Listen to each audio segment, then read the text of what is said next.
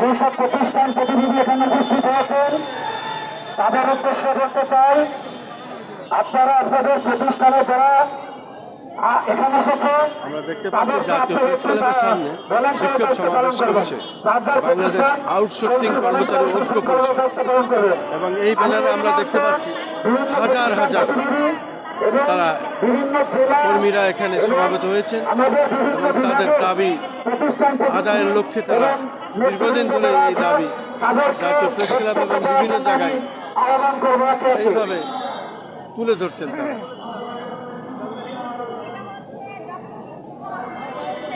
আমাদের মাঝে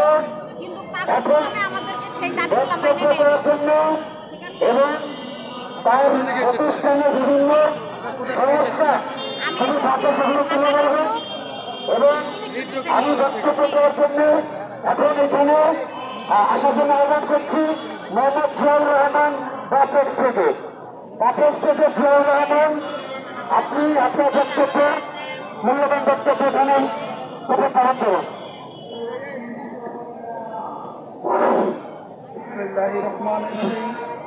আউটসোর্সিং ঐক্য জিন্দাবাদ এবং সম্মানিত সভাপতি সেক্রেটারি ও অন্যান্য আপনার ডেলি বেসিক ও প্রকল্প ভিত্তিক শ্রমিকবৃন্দ সবাইকে সকল ভাই বোন শ্রমিকবৃন্দ আপনাদেরকে আমার আসসালামু আলাইকুম। আমার জীবনে আমি কখনো মাইকে কথা বলিনি, তাই আগে আমি বলতে চাই যে আমার ভুলত্রুটি কথার মাঝখানে যদি ভুলত্রুটি হয় আপনাদের কাছে আমি হাত জোর করি।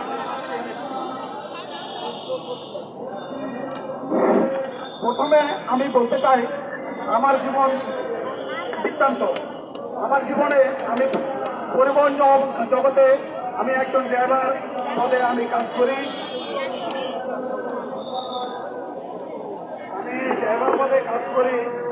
আমি আরো অন্যান্য পদে কাজ করছিলাম, কিন্তু আমি একজন প্রতিবন্ধী ছেলে। আমার হাতটা দেখেন, আমি মিথ্যা বলবো না, আমার হাতটা আজকে দেখে আমি একটা প্রতিবন্ধী ছেলে। আমি কোনো ভারী কাজ করতে পারি না, আমার হাতটা দেখা হয় না। এই হাত যত স্বাভাবিক আমি এভাবে করি। আমি আসে না, আমি আমি আমি একটা কর্ম বাঁচিয়ে নিলাম যেন আমি পরে দুয়ারে হাত পেতে না খাই। আমি কর্ম করে আমি জীবন যাপন করবো, আমার কিছু বাচ্চা আমি লালন পালন করবো। তাই আমি আমার কর্ম একটা বাঁচি নিলাম। আমি পরিবহন জগতে ঢুকলাম, পরিবহনে একটা ড্রাইভারি পদে আমি ড্রাইভারি শিখলাম। শিখে এই দালালের মিডিয়া ছড়ায় আমাকে 23 সালের আগে 22 সালের শেষের দিকে আমাকে একটা চাকরির প্রলোভন দেখায় এই ঠিকাদারের দালাল আমাকে 5 লক্ষ টাকা চুক্তির ভিত্তিতে আমাকে এই চাকরিটা দেয়। আর এক দালাল আমাকে 5 লাখ টাকার কথা বলে সে আমাকে আবার 1 লক্ষ টাকা বাড়াই দেয়। তখন আমি তাকে আর আমি বলি না যে আমি আর ভাই করবো না। তখন ওই দালাল যখন আর এই ঢাকার মিডিয়ার মাধ্যমে কথা বলছিল, ওই নম্বর আমার সম্বন্ধী নেয়। সম্বন্ধী তাকে দাঁড়িয়ে বলে যে ভাই আপনার এই মিডিয়া এলো আমাদের কাছে 6 লাখ টাকা, আমরা প্রথমে 5 লাখ বলছিলাম। ওই মিডিয়া তখন বলে আপনি 5 লাখে আসুন। তখন আমাকে ওই 5 লাখ টাকায় চুক্তি করে এই দালালের মাধ্যমে। আচ্ছা, আমি যখন এই চাকরি করি 3 বছর মেয়াদে এই ঠিকাদারি চুক্তিতে, এখন এই 3 বছরে আমার এই টাকাটা কি উঠছে? আরে আমার এই শ্রমিক ভাইরা যতগুলো টাকা দিয়ে ঢুকছে, অন্যান্য যারা টাকা দিয়ে ঢুকছে তাদেরও চাকরি হতো, টাকা উঠে নাই। আমি বলতে চাই যে এই ঠিকাদার কারা? এই বিগত 15-16 বছর সরকার এই শাসন চালাইছে। এই ঠিকাদার যখন এই সরকার ছিল, অন্য কোনো দলের ঠিকাদার ছিল না।